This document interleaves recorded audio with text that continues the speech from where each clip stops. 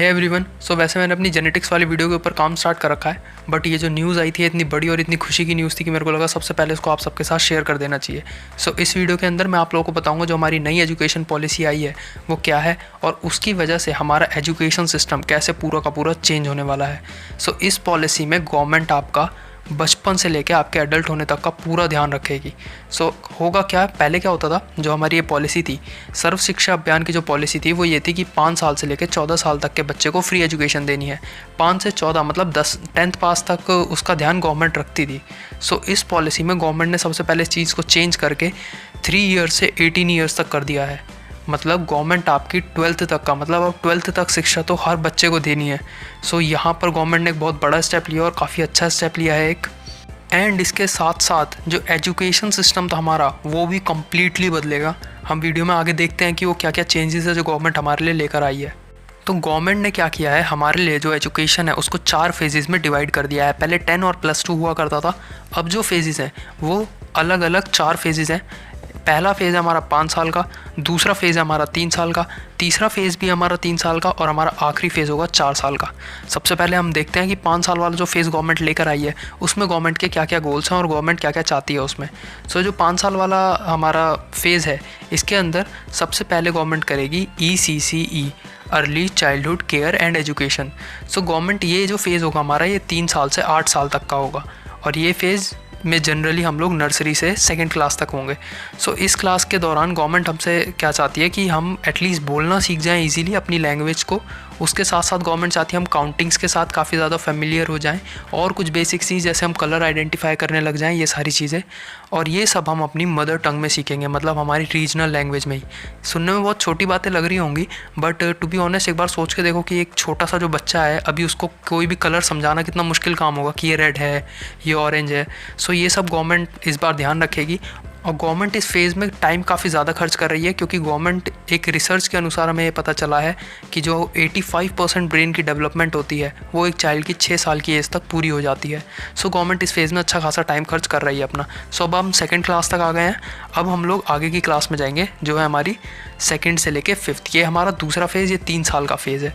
ये फेज़ होता है हमारा फाउंडेशन लिटरेसी एंड न्यूमरेसी।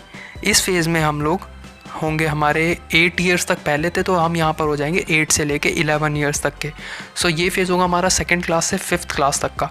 इस फेज़ में गवर्नमेंट के जो बेसिक टारगेट्स होंगे आपको लेकर वो ये होंगे कि आप एटलीस्ट राइटिंग सीख जाओ, ईजीली लिख लिया करो। उसके साथ साथ रीडिंग सीख जाओ अच्छे से। आप कोई भी मैथ्स के जनरल ऑपरेशन सॉल्व कर लो, plus minus multiply divide LCM HCF, ये सारे ऑपरेशंस आपको सिखाने का गोल रहेगा गवर्नमेंट का। और ये सुनने में बहुत ईजी सी बात लग रही है, तो ऐसा लग रहा है कि हम अभी भी करते ही थे ये सब। तो जी हाँ, हम ऐसा करते थे, लेकिन एक जो सर्वे हुआ था उसमें ये पता चला कि ऑलमोस्ट 5 करोड़ पीपल्स ऐसे हैं, 5 करोड़ ऐसे स्टूडेंट्स हैं जो अभी तक रीडिंग और राइटिंग तक नहीं जानते और वो अपने इस फेज़ को भी पार कर चुके हैं। तो गवर्नमेंट बहुत ज़्यादा फोकस करेगी इस फेज़ पर। जैसे एक एग्जांपल अपना ही दूँ तो मैंने जब इंग्लिश स्पीकिंग ज्वाइन करी थी 7th और 8th क्लास में, सो उस टाइम पे हमें न्यूज़पेपर रीडिंग की एक एक्सरसाइज करवाई गई थी जिसमें ये तक देखा था मैंने कि जो मेरे साथ बैठे हुए 12th और +1 के स्टूडेंट्स थे वो ढंग से रीडिंग तक नहीं कर पा रहे थे। इसीलिए गवर्नमेंट इस फेज़ में भी अच्छा खासा टाइम दे रही है। अब क्या होगा, अब आएगा हमारा अगला फेज़। अगला फेज़ होगा हमारा practical knowledge with vocational subjects. और ये पर्सनली मेरा फेवरेट फेज़ है क्योंकि जो चीज़ मैं अभी तक नहीं कर पाया, अपनी ग्रेजुएशन टाइम तक में मेरे को ये चीज़ें नहीं मिली जो यहाँ पर अब हम 6th क्लास में बच्चों को करवाई जाएंगी। ये फेज़ होगा आपका 11 से लेकर 14 ईयर्स तक का फेज़ और ये फेज़ में आप जनरली 6th से लेकर 8th क्लास में आओगे। सो इस फेज़ में क्या होगा, सबसे पहले आपके लिए कोडिंग कंपलसरी कर दी जाएगी क्योंकि अभी जो टाइम है वो कंप्यूटर्स की जनरेशन है। और सोचो अगर आप 6th क्लास से कोडिंग का एक्सपोजर लेते हो तो आने वाले टाइम में आप एक कोडिंग क्या 12th क्लास के एंड तक शायद अपनी वेबसाइट क्रिएशन सीख जाओ। ऐसी बहुत सारी चीज़ें हैं जो आप कोडिंग के थ्रू सीख सकोगे। सो एक बहुत अच्छा स्टेप है और बहुत ज़्यादा, जिसे कहते हैं कि बहुत कन्वीनियंट हो जाएगा एक स्टूडेंट के लिए आगे जा कर के एक्सपोजर लेना किसी भी चीज़ का। उसके साथ साथ आपको बेसिक जो चीज़ें हैं, जैसे हमें बताया जाता था कि तू ये साइंस तो पढ़ रहा है लेकिन तू कर ही क्या पाता है साइंस पढ़ के, तू ये बल्ब ठीक नहीं कर पाता, ये नहीं कर पाता। सो ऐसे में गवर्नमेंट हमें कारपेंट्री और जैसे वोकेशनल जो आपके सब्जेक्ट्स होते हैं, कारपेंट्री, इलेक्ट्रीशियन और इनके साथ साथ आपको छोटे मोटे काम जो होते हैं वो सब सिखाए जाएंगे, लाइक टैप वाटर चेंज वेंज करना, ये सारी चीज़ों को आपको सिखा दिया जाएगा। उसके साथ साथ इसमें आपको इंटर्नशिप का सपोर्ट भी होगा, जो बच्चे अपने पेरेंट्स को सपोर्ट करना चाहें वो भी इस एजुकेशन सिस्टम के थ्रू उनको सपोर्ट कर सकेंगे। सो यार इस फेज़ के बारे में तो क्या ही बोलूँ, ये बस बहुत बहुत हटके चीज़ लेकर आई है गवर्नमेंट, और उम्मीद नहीं थी कि एजुकेशन सिस्टम बदलेगा भी तो एकदम से इतना बड़ा चेंज आएगा कि प्रैक्टिकल नॉलेज इतनी ज़्यादा बढ़ा दी जाएगी, इसकी उम्मीद थी नहीं कभी। बट इसके बाद गवर्नमेंट और एक बहुत बड़ा चेंज लेकर आई है 8th क्लास के आगे से, वो चेंज भी बताता हूँ। जो चौथा 4 साल का फेज़ है गवर्नमेंट इसको लेकर के आई है, नो स्ट्रीम पार्टीशन, जो पढ़ना चाहो वो पढ़ो। सो इसके तहत गवर्नमेंट ने क्या किया है, अब आप चाहो तो आप फिज़िक्स भी पढ़ सकते हो, अकाउंट्स पढ़ लो, उसके साथ में बायोलॉजी पढ़ लो, उसके साथ में कंप्यूटर साइंस भी पढ़ लो, हिस्ट्री पढ़ लो, हिस्ट्री के साथ आप चाहो तो मैथ्स भी पढ़ सकते हो, केमिस्ट्री पढ़ लो, उसके साथ फिज़िक्स भी पढ़ सकते हो, मतलब ये आप वैसे भी पढ़ते थे।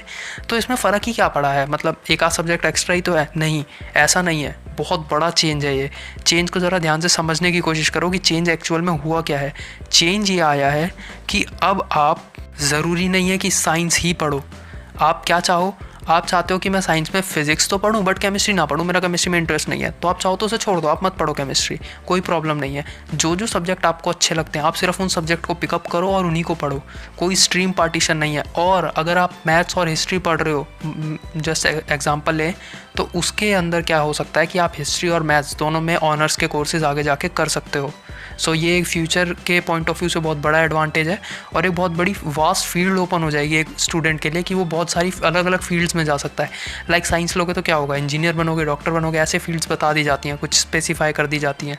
तो अब यहाँ से जो फील्ड ऑप्शंस खुलेंगे वो काफ़ी ज़्यादा वास्ट रहेंगे आगे स्टूडेंट्स के लिए। अच्छा, अब कुछ स्टूडेंट्स कहेंगे यार हमारा तो पढ़ाई में ही मन नहीं लगता, हमें तो पढ़ना ही नहीं है, हमें तो मज़ा ही नहीं आता, हमें तो कोई भी सब्जेक्ट अच्छा नहीं लगता। उनके लिए भी गवर्नमेंट ऑप्शन लेकर के आ गई है, ठीक है भाई तेरे को कुछ नहीं पढ़ना, तू जा डांस कर ले, और डांस भी अच्छा नहीं लगता जा म्यूज़िक कर ले, कोई भी एक्स्ट्रा करिकुलर एक्टिविटी कर ले। और ये खाली एक एक्टिविटी ही नहीं होगी, इसके मार्क्स होंगे, ये एक अलग सब्जेक्ट के उसमें आएंगी कि आपका ये एक सब्जेक्ट है, डांसिंग आपका सब्जेक्ट है, डिबेट आपका सब्जेक्ट है, तो ये भी सब आप कर सकते हो अब। सो ये तो कुछ ज़्यादा ही हटके चेंज है, इसकी तो कभी उम्मीद भी नहीं थी कि एजुकेशन सिस्टम में ऐसा चेंज कभी आएगा। सो बहुत गज़ब की चीज़ हुई है ये। और इसके साथ साथ जो अब आपके बोर्ड्स एग्ज़ाम होंगे, मान लो किसी की तबीयत ख़राब है बोर्ड के टाइम पे, वो बोर्ड का पेपर नहीं दे पाया, तो बोर्ड तो दोबारा नहीं होता ना। सो यहाँ पर गवर्नमेंट ने बोर्ड की जो वैल्यू है वो भी गिरा दी है कि बोर्ड के मार्क्स की इतनी ज़्यादा वैल्यू नहीं रहेगी, क्योंकि उससे ज़्यादा वैल्यू दी जाएगी कंटिन्यूस इवैल्यूएशन को। ये हमें कॉलेज में तो मिलता ही है, बट अब स्कूल्स में ये अप्लाई होने जा रहा है कि आपको throughout the year check किया जाएगा, हर 10 दिन में एक असेसमेंट होगा और उन टेस्ट को आपका लिया जाएगा और उसके बेसिस पे भी आपको देखा जाएगा। और वो जो कंटिन्यूस इवैल्यूएशन है उसका जो वेटेज होगा वो आपके बोर्ड एग्ज़ाम से भी ज़्यादा होगा। तो मतलब अब सिर्फ एक ही एग्ज़ाम के लिए नहीं पढ़ना, थ्रू आउट द ईयर हमें पढ़ते रहना पड़ेगा। उसके साथ साथ जो आपका सिलेबस होगा सीबीएसई का, इस बार सीबीएसई ने अपना सिलेबस भी गिरा दिया है, सिलेबस को 30% कम कर दिया गया है। सो ये तो बहुत ज़्यादा रिलीफ की भी बात है, मतलब अपनी पसंद की भी चीज़ पढ़ो और उसमें भी जितना दे रखा उतना भी मत पढ़ो, उसका भी रिड्यूस्ड सिलेबस है। वो भी मैं अभी आपको बताता हूँ बायोलॉजी में रिड्यूस होकर सिलेबस क्या हो गया है। पीडीएफ अगर उस सिलेबस का चाहिए हो तो डिस्क्रिप्शन से जाके डाउनलोड कर लेना, मेरे को किसी ने उसे सेंड किया था बट मैं कंप्लीटली उसे वेरीफाइड नहीं बोलता अभी, लेकिन मेरे को कंफर्म ऐसा हो गई क्योंकि कोविड की वजह से स्कूल्स भी काफ़ी टाइम से बंद है। उसके बाद जो हमारा ये सिलेबस कम हो जाएगा, सिलेबस के साथ साथ हमारे बोर्ड के एग्ज़ाम्स भी ईजी आया करेंगे। और जो हमारा एग्ज़ाम आया करेगा वो पहले बहुत डिस्क्रिप्टिव आता था, बैठ के लिखते ही रहो, शीट भरते रहो, अब वो भी ख़त्म हो जाएगा क्योंकि पेपर आया करेगा सब्जेक्टिव और उसमें ऑब्जेक्टिव क्वेश्चंस भी काफ़ी ज़्यादा ऐड हुआ करेंगे। सो ये भी बहुत इजी काम हो जाएगा बच्चों के लिए पेपर करना, क्योंकि एमसीक्यू अगर आता है पेपर तो करने में ज़्यादा टाइम लगता नहीं है। और एक और चीज़ हो गई है, अब रटने से काम नहीं चला करेगा फील्ड में, क्योंकि जितने भी क्वेश्चन दिए जाएंगे वो सारे के सारे एप्लीकेशन बेस्ड होंगे। वो क्वेश्चन अब डायरेक्ट क्वेश्चंस नहीं होंगे, आपको उनकी एप्लीकेशंस आनी चाहिए तभी आप उनको सॉल्व कर सकोगे। सो ये थे कुछ मेजर चेंजेस। उसके साथ साथ कॉलेज स्टूडेंट्स के लिए भी काफ़ी अच्छी चीज़ें लाई गई हैं। लाइक अगर कोई 1 साल कॉलेज पढ़ता है, उसके बाद वो ड्रॉप करके जॉब वॉब की तरफ जाता है, फिर वो वापस आके पूरा करना चाहता है, तो उसका जो वो एक साल उसने जो गैप लिया है वो गैप उसे आगे डायरेक्ट सेकेंड ईयर से ही एडमिशन होगा। वो मतलब आगे उसका वो 1 साल ख़राब ही नहीं होने दे रही है गवर्नमेंट। सो ये भी काफ़ी नेक्स्ट लेवल का चेंज हुआ है एजुकेशन सिस्टम में। अब इसका इम्प्लीमेंटेशन देखना बाकी है कि वो किस तरह से होगा। ऑब्वियसली वो एकदम से बहुत जल्दी नहीं हो पाएगा इम्प्लीमेंट, लेकिन इसका मेन फोकस रहेगा गवर्नमेंट का कि 2030 तक 50% जो हमारी जनरेशन है उसको हायर एजुकेशन दी जाए। और आई होप गवर्नमेंट इसमें सक्सेस भी हो, क्योंकि ये हमारे लिए बहुत ज़्यादा इंपॉर्टेंट है और कुछ ज़्यादा ही मज़ेदार सिस्टम आ गया है। टू बी ऑनेस्ट मैं खुद चाहता हूँ कि काश मैं अभी 6th में होता, तो मज़ेदार सिस्टम है बहुत, एन्जॉय करना। सो उसके साथ आप देखते हैं हमारे जो रिड्यूस सिलेबस है ये क्या क्या हो गया है। सीबीएसई के बायो में से कौन कौन से चैप्टर हट गए हैं। तो इस बार कोविड की वजह से जो चैप्टर्स हटने की पॉसिबिलिटी बहुत ज़्यादा है, या फिर शायद हो भी, कंफर्म भी है ये। सो इसमें क्या है, हमारा सबसे पहला रिप्रोडक्शन इन ऑर्गेनिजम्स हट जाएगा, और ये इतना इंपॉर्टेंट चैप्टर वैसे भी नहीं था, तो इससे तो इतना फ़र्क नहीं पड़ेगा।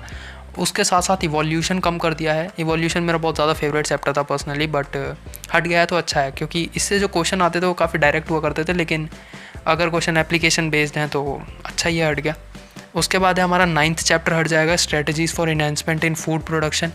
ये चैप्टर ऐसा था, जस्ट एक रिलीविंग चैप्टर हुआ करता था कि जैसे ये चैप्टर आता था तो काफ़ी ज़्यादा मुश्किल चैप्टर से होते हुए एक ईजी चैप्टर आता था बीच में, तो काफ़ी खुशी देता था ये चैप्टर। बट ठीक है, अच्छा ही है, इसमें कुछ ज़्यादा इंपॉर्टेंट चीज़ें नहीं थी, वो बातें आपको बीच में ही चैप्टर्स में पता चलती रहेंगी। उसके बाद हमारे इकोलॉजी के 2 चैप्टर हट गए हैं। बहुत बड़ी रिलीफ की बात है, बहुत ज़्यादा रट्टा लगाना पड़ता था इन चैप्टरों का। इकोसिस्टम और एनवायरमेंटल इश्यूज़, ये दोनों चैप्टर हट गए हैं। सो ये था हमारा पूरा का पूरा भी ये जो चेंज हुआ है एजुकेशन सिस्टम में। और अभी मैं अपना जेनेटिक्स के ऊपर वर्क कर रहा हूँ और मैं बहुत जल्दी उस चैप्टर को अपलोड करूँगा। सो अगर आप मेरे वीडियोज़ के थ्रू जेनेटिक्स कंप्लीट करना चाहते हो तो चैनल को सब्सक्राइब करना, बेल आइकन प्रेस करना और वीडियो को लाइक ज़रूर करना। सो इस वीडियो के लिए इतना ही। Thanks for watching.